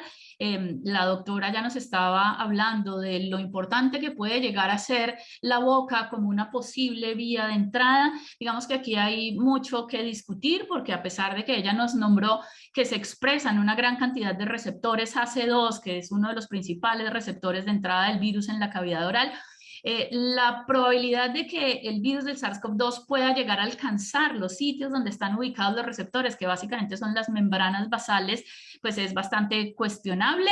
Digamos que esta característica que tienen los epitelios de la cavidad oral de ser multicapas nos ayuda a protegernos de cierta manera. Pero entonces, ¿en dónde está la relevancia de esa presencia de SARS-CoV-2 en la cavidad oral? Cuando se hacen estudios para ver cuántos virus tenemos en la saliva, lo que se ha visto es que sí, en efecto hay virus en la gran mayoría de los pacientes que están infectados, sean sintomáticos o no. Como la doctora lo mencionaba, 97% de esos pacientes tienen el virus en la saliva, pero ¿cuánto virus tienen en la saliva? Lo vamos a ver ahora un poco más adelante. ¿De dónde vienen esos viriones que están en la saliva? Pueden venir de células descamadas de vías respiratorias altas. Sabemos que esa es la principal vía de entrada. Los alvéolos pulmonares el virus tiene tropismo por esas células epiteliales que hay allá en los alvéolos pulmonares. Pueden venir de secreciones respiratorias por regurgitación, pueden venir de infección directa de las glándulas salivares mayores y menores, o se ha reportado también que pueden llegar al fluido crevicular, a través del fluido crevicular a la saliva, y al fluido crevicular llegan a través de la sangre. Aquí también hay un interrogante grande porque la virosis en sangre parece no ser tan alta. Sin embargo, los estudios nos muestran que cuando se toma saliva o muestras de saliva directamente de la glándula salivar, solamente el 13% de esas muestras son positivas y solamente sucede en pacientes críticos que puedan encontrar un alto porcentaje de virus en las muestras de saliva. Entonces uno se pregunta, bueno, ok, si no es tan clara la cantidad de virus que hay en saliva, ¿cuál sería la relevancia que tendría el utilizar enjuagues preoperatorios para disminuir esa cantidad de virus en la saliva? Bueno, como ya lo han nombrado mis predecesores, es bastante alta. Esto, pues digamos que no me voy a detener mucho, el tiempo apremia, pero es importante que recordemos que una gran cantidad de esas funciones fisiológicas, como nos lo decía la doctora Pilar, hace que se aerosolicen virus o microorganismos o más bien la saliva al salir de la cavidad oral y se generan una gran cantidad de partículas de diferentes tamaños. Bueno, aquí están clasificadas las partículas finas y las gruesas. Son capaces de contener partículas virales y lo que se ha visto es que tanto las partículas PM10, que son partículas de 2.5 micrones, perdón, de 10 micrones, y las partículas PM2.5, que son partículas menores a 2.5 micrones, las exposiciones prolongadas a altas concentraciones de estas partículas que contengan el virus pueden estimular esa sobreexpresión de los receptores alveolares AC2, lo que haría que hubiera una mayor cantidad de entrada de virus del SARS-CoV-2 a través de estos receptores, y esto es supremamente importante en el contexto que hemos venido hablando hoy. Ahora, tengo el virus en la saliva, la cantidad hasta hace muy pocos días, y ya lo van a ver, no estaba determinada. Sin embargo, sabíamos que estaba ahí, como bien lo dijo la doctora, casi el 100% de los pacientes positivos para SARS-CoV-2 tienen alguna cantidad de virus en la saliva. Bueno, entonces, este es un estudio que es muy interesante porque determina cuáles son las posibilidades de que al utilizar diferentes instrumentos que utilizamos comúnmente en la consulta se aerosolice la saliva que pueda contener virus al interior, como ya lo vimos en la imagen anterior. Entonces, lo que se encuentra es que los aparatos que podrían, digamos, ser considerados altamente contaminantes incluyen las piezas de alta velocidad, la jeringa cuando la utilizamos al tiempo con agua y aire. Si la utilizamos solamente con agua, ustedes ven que baja unos porcentajes de aerosolización bastante bajos. Los aparatos aire-polvo para hacer profilaxis también generan una alta contaminación. Digamos que si nos centramos en cuáles de ellos no producirían contaminación, nos tendríamos que quedar prácticamente con la instrumentación manual periodontal, que es lo que menos contaminación produciría. El resto, las piezas de baja, también son consideradas como moderadamente contaminantes. Ahora, esto que les voy a exponer para terminar son dos estudios del grupo de la doctora Purnima Kumar. Si ustedes ven, esto fue publicado esta semana, noviembre del 2021, y es supremamente interesante. Es el primer estudio clínico controlado aleatorizado que se hace para tratar de probar si el uso de enjuagues bucales tiene alguna utilidad para disminuir el riesgo o la posibilidad de contagio a través de virus aerosolizados. Entonces, básicamente lo que ellos hicieron fue tomar 201 pacientes y los dividieron de acuerdo a la presencia de síntomas. Entonces, si ustedes ven en el cuadro de la izquierda, tomaron un grupo de pacientes postsintomáticos, un grupo de pacientes sintomáticos al momento, un grupo de pacientes que inicialmente testearon negativo, pero que cuando hacen seguimiento los pueden dividir en los presintomáticos y los que definitivamente son asintomáticos, que si ustedes ven son la mayoría. Y midieron en saliva la cantidad de copias por mililitro del virus. Entonces era saliva no estimulada, hicieron básicamente PCR, y lo que encontraron es que esas personas no sintomáticas pueden representar, incluso esas asintomáticas que tienen cantidades de virus muy bajos, pueden representar un riesgo de transmisión del virus. Cuando quisieron probar la eficacia de los enjuagues, tomaron ese grupo de los sintomáticos, que eran 41, los que encuentran en el recuadro rojo, y probaron clorexidina, peróxido de hidrógeno, solución salina regular y yodopovidona. Clorexidina al 0.12, peróxido al 1% y yodopovidona al 0.5%. Hicieron el enjuague en dos momentos, cada enjuague 15 mililitros, pero en el primer momento tomaban 7.5 mililitros, hacían un enjuague por 30 segundos, lo escupían y repetían el procedimiento por otros 30 segundos con los segundos 7.5 mililitros para un total de 15 mililitros. Y midieron a los 15 minutos y a los 45 minutos. Lo que ellos encuentran es que los 4 enjuagues que ellos probaron, clorexidina, peróxido, solución salina y yodopovidona, fueron capaces de reducir la carga viral entre 61 y 89% a los 15 minutos y entre 70 y 97% a los 45 minutos. Por lo que ellos concluyen que esos enjuagues bucales son un medio simple y eficaz para reducir ese riesgo de transmisión, especialmente cuando la carga viral es inferior a 104 copias por mililitro, que son la gran mayoría de los asintomáticos.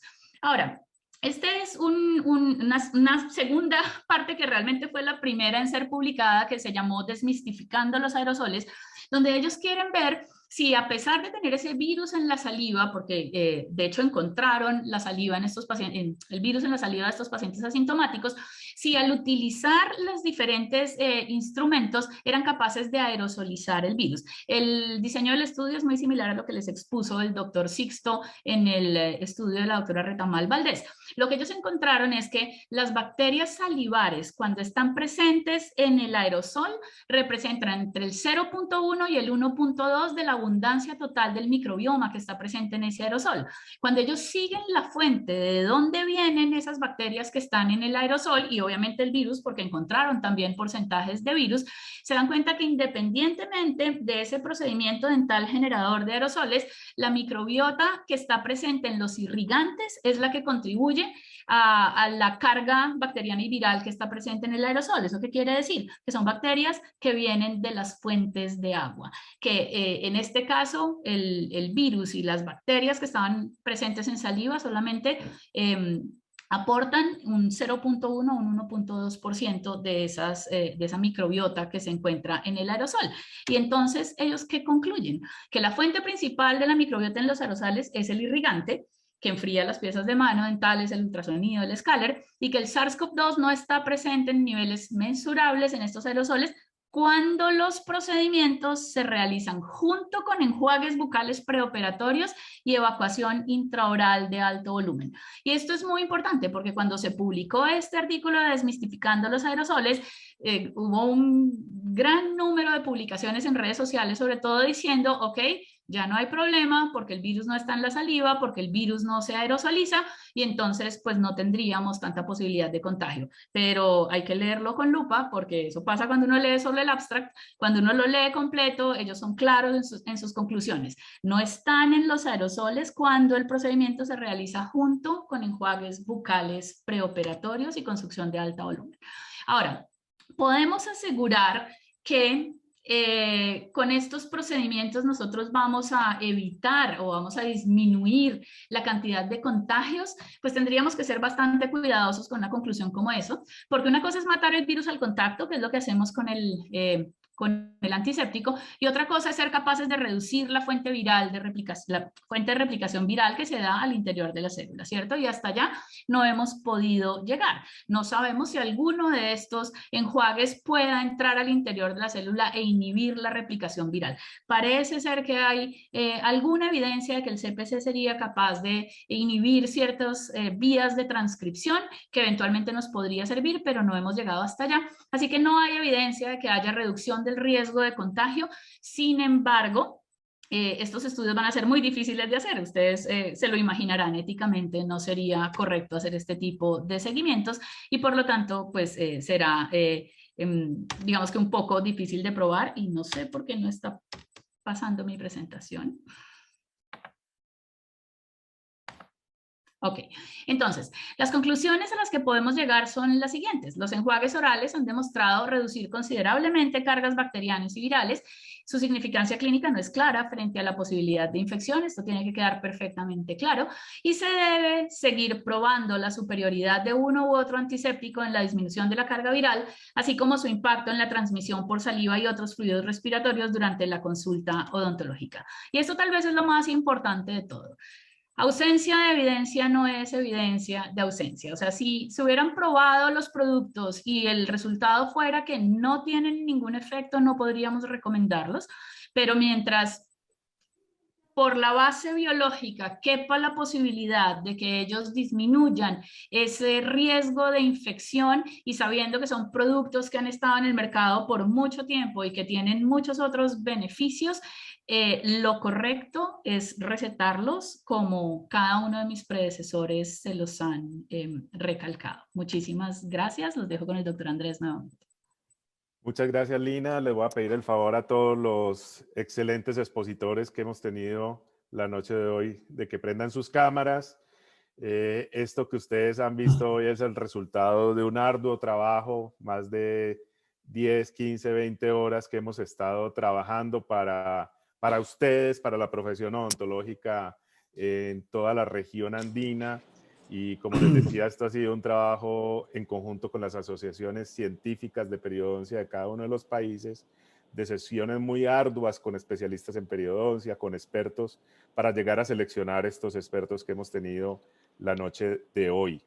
Y para nosotros no ha sido fácil, ha sido un reto lleno de controversias, de discusión de las evidencias, de, como decía yo al principio, incertidumbre y misterio, para poder llegar hacia ustedes con unas recomendaciones. Y hemos querido resumir 3 recomendaciones en este camino de construcción de la evidencia que creemos son importantes para la profesión odontológica, y queremos darle estas recomendaciones de este consenso de estos expertos que tenemos acá, antes de que pasemos a dilucidar esta cantidad de preguntas que tenemos del auditorio que hemos tratado como de seleccionar a través de todas estas discusiones. La primera recomendación de esto, que se llama un consenso de expertos y que es el resultado de este arduo trabajo, es que definitivamente recomendamos el uso de enjuagues preoperatorios por parte del paciente, no solo para su protección, sino para la protección del clínico y su asistente. En segundo lugar, consideramos recomendar que la clorhexidina y el cloruro de cetilpiridinium, como lo hemos visto esta noche, tienen una eficacia demostrada durante muchos años en estudios clínicos científicos en el campo de la periodoncia, de la prevención de enfermedades periodontales y control de aerosoles, incluso muchos de ellos realizados antes y otros realizados después de la pandemia por SARS-CoV-2. Y en tercer lugar, también vemos muy importante que, a pesar que tenemos un auditorio gigante, mejor de lo esperado, consideramos que es importante que ustedes, estos 1000 asistentes que tenemos hoy en día, sean capaces de difundir este mensaje de uso de enjuagues bucales preoperatorios en todos los servicios donde se realicen actividades odontológicas, tanto a nivel público, comunitario y privado. Y como lo hablaba con alguno de ustedes, tal vez con el doctor Tinajero, no sé, con algunos de ustedes hemos discutido que hay muchos servicios, como por ejemplo en endoscopias, en unidades de cuidados intensivos, en otros servicios médicos, donde también podría tener una importancia esto. Y ahora, para terminar, pues, como les decía, son 20 horas de preguntas, respuestas, incertidumbre, misterio, caminos de evidencia, controversias. Yo voy he seleccionado unas preguntas y he seleccionado la persona de este panel que responda las preguntas. Y voy a empezar por tal vez la pregunta que más se repitió, no solo hoy, sino durante los paneles que hicimos con cada asociación científica. Y esta pregunta va dirigida a la doctora Lina Suárez. Doctora, durante todo este proceso, más de año y medio que hemos venido trabajando o conociendo, reconociendo la evidencia científica a través de qué enjuague es mejor, qué producto antimicrobiano es mejor, pues comenzamos y hemos cambiado día a día los protocolos. Empezamos probablemente con peróxido de hidrógeno, con iodopovidona, con agua oxigenada, incluso algunos odontólogos han hablado de bicarbonatos, y por supuesto también dentro de esa infodemia se ha hablado de la incapacidad de la clorhexidina para actuar sobre virus por la capa lipídica. Y este ha sido uno de los temas que hemos tenido más controversia, y yo quiero que arranquemos por tus consideraciones y las consideraciones del grupo de expertos sobre este tema. Gracias, Andrés. Sí, realmente cuando empezaron a salir las publicaciones de las asociaciones científicas y ciertas publicaciones iniciales que se basaban en otros virus diferentes, pues porque no podían basarse en el SARS-CoV-2 porque no había evidencia al respecto, lo primero que se dijo era que la clorhexidina no era activa sobre este tipo de virus. Pero cuando nosotros fuimos a revisar las referencias bibliográficas en que se basaban estas publicaciones, lo que veíamos era pruebas de clorhexidina sobre virus sin envoltura. Y eso sí tiene que ser muy claro. La clorhexidina no es activa en virus sin envoltura. La clorhexidina solamente actúa sobre virus con envoltura. Y el virus del SARS-CoV-2 es un virus con envoltura. Entonces, como bien lo expusieron, la clorhexidina, que es un Es un agente que básicamente lo que va a hacer es pegarse a esas cargas negativas que están sobre la superficie de esa envoltura y solubilizar la membrana y hacer que básicamente se pierda el contenido interno del virus, el ARN viral, y el virus se muera. Entonces, la clorexidina sí es activa contra el virus del SARS-CoV-2, como lo demuestran estos últimos estudios que nos mostraron todos los expositores y pues el que les mostré yo de la doctora Purnima publicado esta semana. Entonces sí es activa, sí se puede utilizar. Utilizamos al comienzo de la pandemia otros agentes oxidantes como el peróxido. Aparentemente funciona muy bien para la limpieza de superficies inanimadas, pero en la saliva parece haber algo que hace que el peróxido no funcione tan bien. Nos lo mostraron en todos los estudios, incluso cuando lo mezclan con clorexidina, que funciona bastante bien, se baja la actividad.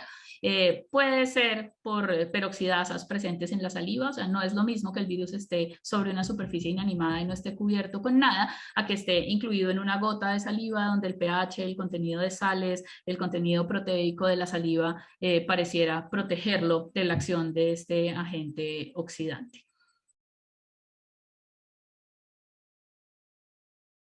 Acerca de la iopovidona, que también se ha hablado de la iopovidona como una alternativa de enjuague. O sea, estamos claros que es necesario un enjuague bucal. ¿Qué consideras con respecto a la iopovidona? Posibilidades, beneficios, utilidad.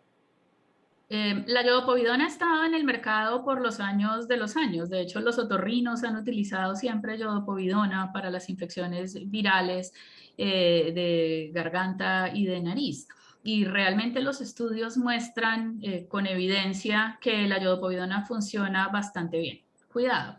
Primero, hay que diluirla. La iodopovidona que nosotros encontramos en el mercado, al menos en Colombia, está al 8% y en los estudios la han probado al 0.5 y al 1%. Entonces, digamos que ya comprarla para diluirla ya per se es algo que no tiene sentido si tenemos otros que son over the counter, que funcionan perfectamente bien y que además tienen otros beneficios adicionales. La otra cosa es la iodopovidona no ha sido probada contra bacterias de cavidad oral, contra nuestros periodontopáticos y nuestros biofilms orales, pues porque no está hecha para eso. Entonces, digamos que contra este nuevo habitante del microbioma, podría funcionar bastante bien y digamos que si usted no tiene ningún otro enjuague a la mano y va a ser un enjuague preoperatorio, que es diferente a decirle a su paciente que haga enjuagues con iodopovidona en su casa, porque no sabemos qué puede pasar con estas rebiosis de las comunidades bacterianas con el uso crónico de un compuesto que no está estudiado en los micronichos de la cavidad oral. Muchas gracias, Lina. Muchas felicitaciones de todas partes de la región, para todos los expositores. La gente está muy entusiasmada, están solicitando los estudios científicos que se presentaron por parte del doctor Tinajero y del doctor Sixto, y por supuesto les vamos a enviar los artículos científicos para que ustedes los tengan y los repliquen también. Doctor Luis, usted hoy tocó un tema muy interesante y habló de todos esos aspectos de modos de administración y dentro de estas sesiones que hicimos con los periodoncistas, con más de 60 periodoncistas, pensamos que es muy importante para la profesión recordar muy bien cómo son los modos de administración de los diferentes productos. Y usted tocó un tema muy importante y es de pronto, de acuerdo al tipo de procedimiento, qué recomendaciones podríamos hacer con respecto a uso de un enjuague u otro, hacer repeticiones durante procedimientos largos. Si sería de pronto una posibilidad que el paciente días antes de empezar el tratamiento empezara una terapia de enjuagues. ¿Qué consideraciones podríamos tener para los odontólogos con respecto a esto? Gracias, Andrés. Bueno, los estudios que hoy en día están en la literatura muestran una real eficacia del CPC. Lo que sí hacen mucho énfasis es en el tiempo, que no debe ser menor a 30 segundos, y obviamente en el hacer que el líquido llegue hacia la parte más posterior posible de la boca. Eso reduciría considerablemente el nivel de la cantidad de virus que tendríamos o que tendría el paciente disponible para posteriormente en el aerosol lanzarlo hacia afuera. Otro de los temas importantes es que el CPC tiene una característica muy interesante, que en el primer momento la cantidad de eliminación de virus que hace es bastante más grande inclusive que la clorhexidina. Y después de una hora tiende a bajar, obviamente, pero se nivela valga la redundancia, con el nivel que tiene la clorhexidina. O sea que actuaría muy, muy bien en sustitución a la clorhexidina como para utilizarlo en el día a día en la clínica, eliminando los riesgos que tiene, digamos, entre comillas, la clorhexidina, que es la reducción del manchamiento, la reducción de la sensibilidad, etcétera, etcétera, y que pues con un producto muy inocuo como el CPC, económico, estaríamos brindando al paciente una condición ideal para comenzar a trabajar. Ahora, el tiempo de una hora normalmente es suficiente para procedimientos en clínica, pero si esos procedimientos se extienden a 2, 3, 4 horas, como en procedimientos quirúrgicos, por ejemplo, pues de repente es difícil parar en la mitad de una cirugía y pedirle al paciente que haga enjuagues nuevamente, ¿no es cierto? Pero la sustantividad que tiene el CPC da como para trabajar 3 a 4 horas sin mayores inconvenientes por los estudios que se muestran. Eso es lo que se sabe hasta ahora, ¿no? El combinar, el repetir, indudablemente que depende del tipo de procedimiento que estemos realizando. Gracias, doctor Luis. Doctor Sisto, hemos hablado en esta sesión y en otras sesiones sobre la evidencia acerca de aerosoles, de la investigación científica con respecto al tema de aerosoles, y también hay preguntas del auditorio sobre los tiempos, cómo fueron administrados los productos en el estudio particular que usted presentó, y también pues yo sé que este es un tema de amplio conocimiento, cómo son recomendados la utilización y los tiempos de los productos. Y otra pregunta también muy importante es el tema de resistencia que pueda o no haber en el caso de estos manejos puntuales o ya en el caso de un manejo a largo plazo. Sí, precisamente nosotros hemos desarrollado este año, el 2021, un texto donde tenemos un capítulo de farmacología y hemos visto el tema de antisépticos, ¿no? Hemos hecho una revisión grande de antisépticos y sí es cierto, o sea, tenemos muchos antisépticos actualmente que pueden ser utilizados, todos los que se han mencionado durante la charla y los que han hecho las preguntas. El tema es un poco, por ejemplo, el tiempo, ¿no? Existen revisiones sistemáticas que hablan en algunos casos de 20 segundos, de 30 segundos, en otros casos hablan de 1 minuto.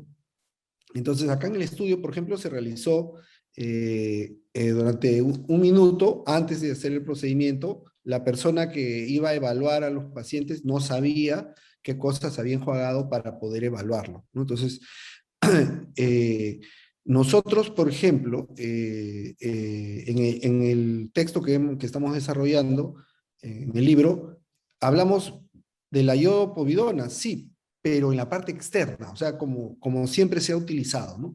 A nivel oral, existen muchos problemas, no por su eficacia, sino más bien por el hecho de, o sea, también mucha tinción, mucha resistencia que puede haber. El yodo, saben ustedes que puede generar este tipo de resistencia. Y lo que nosotros necesitamos, básicamente, para poder hacer una selección, es la sustantividad, por ejemplo, o sea, la duración que pueda tener este efecto. Por ejemplo, también, ¿no? Como periodoncistas, nosotros no recomendábamos tanto el cloruro de acetilpiridinio en el tratamiento periodontal, más la clorhexidina, que tiene mucha más efectividad.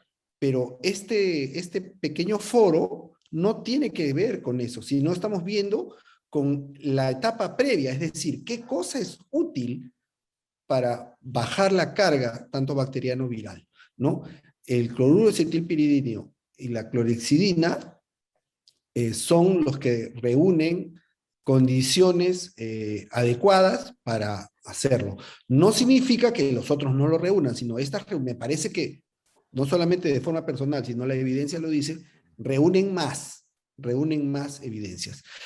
Ahora, definitivamente, ¿quién se va a proteger más? Lo dice justo el artículo que yo, digamos, expuse. El que se va a proteger más con el hecho de que se enjuague el paciente es el operador, que luego va a haber otros pacientes. Es decir, entre paciente y paciente podemos ser nosotros, digamos, que un agente de contagio, si no hacemos, como también lo dijo me parece, la doctora Lina, si no me equivoco, o usted, doctor Andrés, que un 25% de colegas todavía no dicen a sus pacientes que se enjuaguen, ¿no? O sea, en pleno siglo XXI, todos los pacientes, cualquier procedimiento, ojo, no solamente periodontal, ¿ah? Ni solo porque un tallado, aerosol, ¿no? También debería haber un enjuagatorio preprocedimiento por 30, 60 segundos para poder realizar esto, ¿no? Cualquier duda, igual pueden buscarnos a nosotros, a todos en las redes. Les agradezco nuevamente por su, digamos, invitación.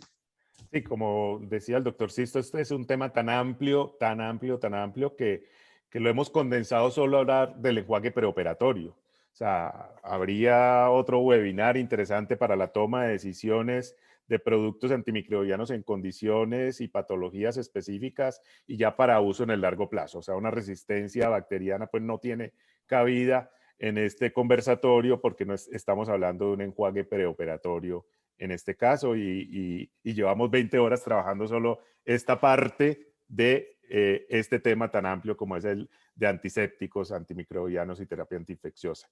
Doctora Pilar y doctor Mauricio, yo creo que esta pregunta es como para los dos. Tenemos dos productos con evidencia científica que ustedes han presentado, que todos hemos visto los estudios, la clorexidina por un lado, el CPC por el otro lado. ¿Qué criterios, qué parámetros tendrían ustedes para usar uno u otro producto en los pacientes? ¿Qué consideraciones tendrían para seleccionar uno u otro en el enjuague preoperatorio? Y una pregunta que ha surgido del auditorio, si recomendarían mezclarlos. O sea, ¿se recomendaría mezclarlos? ¿No tiene ninguna justificación? Estas son las preguntas que tenemos como para ustedes. Doctora Pilar, en primer lugar. El micrófono, por favor, doctora. Gracias. Sí. Es ampliamente conocido de que la clorexidina es el gol estándar como antibacteriana.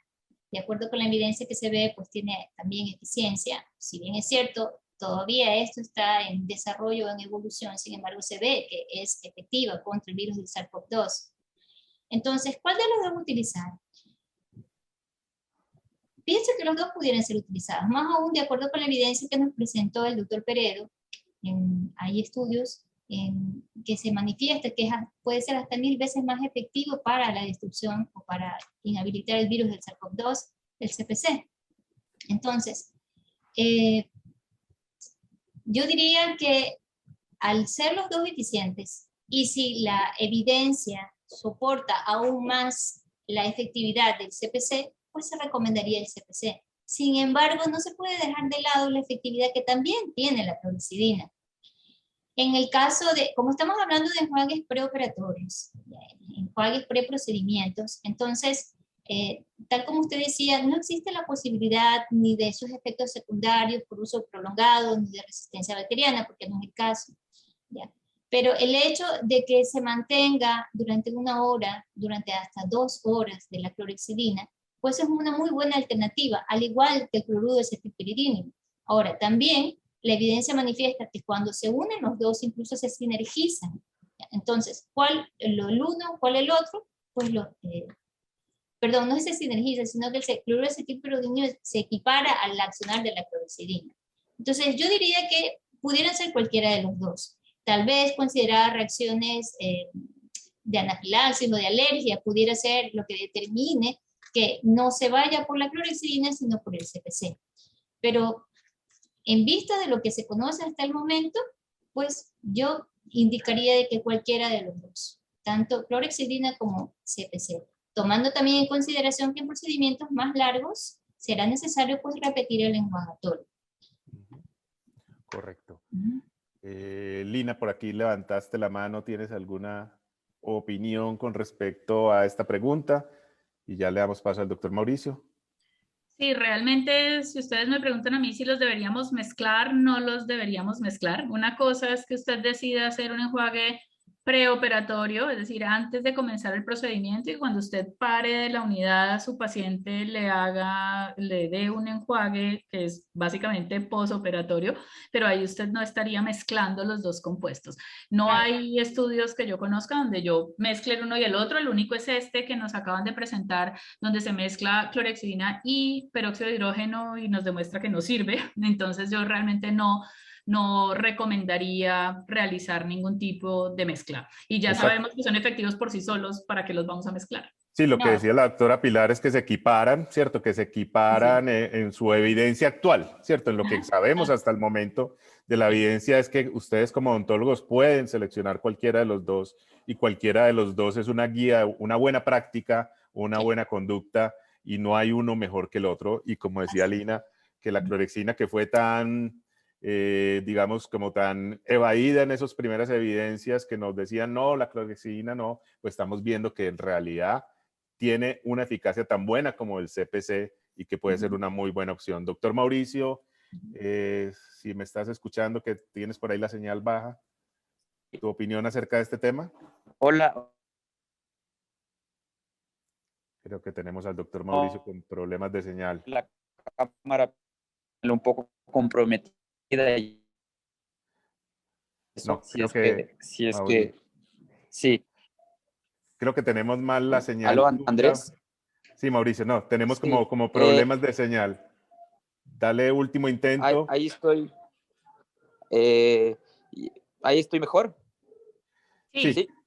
Ya, Sí. perfecto. Disculpen, estoy con problemas de señal y bueno, yo lo que puedo aumentar a las respuestas del panel, simplemente de criterio personal, es obvio que de acuerdo a los estudios que hemos analizado, el CPC pues es un agente óptimo para cuando queramos realizar procedimientos rápidos, ya que su eficacia es muy alta en poco tiempo. Entonces, vamos a hacer procedimientos de corto tiempo y que necesitamos un resguardo rápido, pues podemos utilizar el CPC. Y en procedimientos un poco más prolongados, tal vez la clorhexidina podría ser un agente que podríamos utilizarlo para tener un mayor tiempo posible de actuación. Sin embargo, nosotros en la universidad estamos haciendo estudios donde estamos combinando todos los agentes para ver cómo podemos sacar el beneficio de cada enjuague, potencializar su efecto y poder combinar, porque de acuerdo a los estudios que hemos visto, sabemos que cada enjuague tiene sus pros y sus contras. Sin embargo, lo ideal sería poder sacar la mejor parte de cada enjuague. Sin embargo, hemos visto que en este estudio que yo les pude presentar, hemos combinado el peróxido de hidrógeno con la clorhexidina. Sin embargo, la forma que lo combinaron tal vez no sea la adecuada, o sin embargo necesitemos investigar un poquito más y hacer una serie de estudios a futuro, porque saben que los estudios demoran tiempo, práctica y obviamente bastante discusión, pero espero tener el próximo año resultados alentadores de los estudios que hacemos en la universidad para poder combinar tanto los enjuagues que hemos discutido el día de hoy y poder sacar la mejor parte de cada uno. Sin embargo, hoy en día creo que está bastante claro que el CPC y la clorhexidina siempre están en nuestra primera elección. Muchas gracias, perdón por la conexión, pero en este mundo digital siempre tenemos problemas de este tipo. Un abrazo a todos, gracias por la atención. Gracias, Mauricio, muchas gracias. Ya como para ir cerrando, alguno de ustedes habló que hay especialistas, hay odontólogos que hacen diferentes prácticas, diferentes abordajes odontológicos y parece haber bastantes odontólogos que hacen tratamientos de odontología pediátrica. Y para cualquiera que quiera responder, nos preguntan el uso de estos productos en niños. Doctor Sisto. Sí, bueno, en realidad, ustedes saben que el uso de todo antiséptico, de todo producto farmacológico en niños, tiene que ser validado por consensos diferentes, ¿no? Ahora, en el marco de esta reunión, solamente se van a enjuagar una vez, o sea, usaran lo que usaran, digamos, ¿no?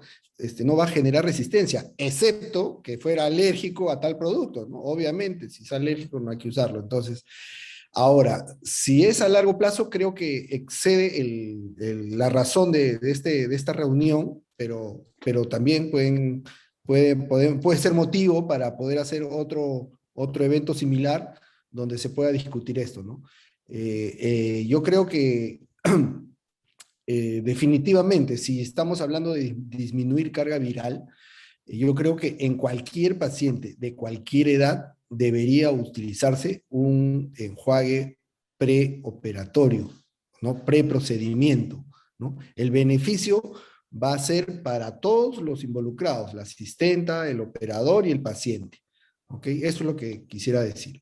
Doctora Pantoja. Sí, la evidencia es clara, es muy amplia en relación a que la clorhexidina es segura tanto en diferentes edades, tanto en niños como en adultos. Ahora, tal vez la pregunta también, en la pregunta tendría que considerarse la edad del niño. Pues obviamente en niños muy chiquititos pues no se podrá realizar enjuagatorios y tendrá la forma de aplicación de clorhexidina no como un enjuague, sino aplicarlo tópicamente, con el fin pues de disminuir pues el riesgo, pues, ¿no? Y actuar directamente sobre el virus de SARS-CoV-2. Pero en todo caso se considera que con seguridad puede ser utilizada la clorhexidina independientemente de la edad. Perfecto. Hay unos temas que incluso en un artículo que estamos haciendo con Lina, estamos revisando ahora, de pronto desmitificaciones sobre conceptos que se tenían de la clorhexidina o de pronto evidencias que no eran tan fuertes. Y una de ellas es el uso de la clorhexidina, no hacerlo en conjunto con un dentífrico por la inactivación de la molécula en conjunto con el dentífrico. Lina, si puedes hablarnos acerca como de esto que es una de las preguntas que surge acá y de lo que hemos encontrado de acuerdo a la evidencia en este escrito que estamos haciendo ahora. Sí, por años nos dijeron que no podíamos utilizar el enjuague con clorhexidina sino hasta 2 horas después de haber utilizado una crema dental que contuviera lauril sulfato de sodio, básicamente, porque ese lauril sulfato de sodio la inactivaba. Resulta que cuando revisamos los estudios nos dimos cuenta que los estudios eran hechos in vitro y lo que hacían era realizar una solución de lauril sulfato de sodio y ponérsela a las células y luego ponerlas en contacto con la clorhexidina. Y en ese modo de utilización la inactiva. Pero resulta que así no se utilizan las cremas dentales. Nosotros no hacemos soluciones de crema dental y hacemos buches con la crema dental antes de hacer el buche con clorhexidina. Eso no es lo que nosotros hacemos. Entonces hay una revisión sistemática muy bonita donde ellos toman varios estudios en la literatura y se dan cuenta que cuando la crema dental con lauril sulfato de sodio se utiliza en combinación con el cepillo de dientes, de esa manera no se inactiva de ninguna manera, pues, no se inactiva la clorhexidina. Entonces realmente podemos utilizar el enjuague de clorhexidina inmediatamente después de haber lavado los dientes con una crema que contenga lauril sulfato de sodio. El flúor tampoco la inactiva, fue otro de los puntos que encontramos. Y esto pues lo hace mucho más fácil, porque es que decirle a un paciente, lávese los dientes y espere 2 horas antes de hacer el enjuague con clorhexidina, pues seguramente se le iba a olvidar, no lo iba a hacer, entonces la adherencia al tratamiento era mínima. Hoy en día no lo tenemos que hacer y pueden hacer el enjuague inmediatamente después y esto nos garantiza que van a seguir las indicaciones seguramente de una manera mucho mejor. Bueno, muchas gracias a todos, a mis expertos, a estos expertos de los cuales me siento muy orgulloso de haber trabajado en equipo desde diferentes países, esta oportunidad que nos da la virtualidad, que espero muy pronto podamos hacer otros simposios, ojalá presenciales, y que podamos compartir desde cada uno de los países esta experiencia que hemos tenido de trabajar juntos, de compartir. Y yo creo que en nombre de todos ustedes como speakers, como conferencistas, pues yo quiero agradecer a Colgate por habernos dado la oportunidad de hacer esto, de trabajar desde las asociaciones científicas y sobre todo de trabajar libres, sin ataduras, sin hablar de marcas. Aquí no hemos hablado ni de ninguna marca ni de ningún producto específico. Hay muchas preguntas acerca de eso, pero para eso está la evidencia, la literatura científica, el internet, pero digamos que como miembros de una asociación científica se nos permitió hablar basados en la evidencia, en la invidencia también, en esos caminos de la evidencia, en esas controversias, esos misterios, y ponernos de acuerdo no es fácil, pero yo creo que lo logramos. Hasta donde podemos decir, de acá para adelante hay muchas cosas en las que podamos estar de acuerdo o no, pero en nombre de Colgate, en nombre mío como representante de la Asociación Colombiana de Periodoncia, es un honor tener las dos asociaciones de periodoncia de Ecuador, tener la Asociación de Periodoncia en Perú, lo mismo que en Bolivia. Muchas gracias a ustedes por haber sido tan proactivos, por haber participado, por haber tenido este auditorio con más de 40 y pico preguntas, 45 preguntas, cerca de 1000 asistentes. Le quiero dejar la palabra a la doctora María Beatriz para que nos despida de esta sesión, y muchas gracias por participar con nosotros. Muchísimas gracias. Solo me queda unirme a este agradecimiento y a este reconocimiento a todos los panelistas y a la excelente moderación del doctor Andrés Duque. Un agradecimiento muy, muy especial. Y desde luego a los presidentes de cada una de las asociaciones científicas de periodoncia. Logramos unir los 4 países de la región andina y esto ha sido un hito de verdad muy importante. Logramos llenar el salón, que era para 1000 personas, se saturó, de manera que esto es un hito muy, muy importante, que es el reflejo, el reconocimiento de ustedes como líderes de opinión en sus países y en la región. Así que una felicitación muy, muy sincera a todos los participantes que aún siguen con nosotros. Vamos a tener esta grabación de este webinar y les vamos a enviar el enlace para que sus colegas que no pudieron entrar porque el salón ya estaba lleno puedan ver la grabación, y también les haremos llegar los artículos que tenemos en posesión de los cuales se habló. Así que de nuevo 1000 gracias y feliz noche para todos. Gracias. Gracias. Muchas gracias. Buenas Hasta noches. luego. Gracias. Nos vemos. Chao, chao. Cuídense mucho. Hasta luego. Chao. Chao, chao.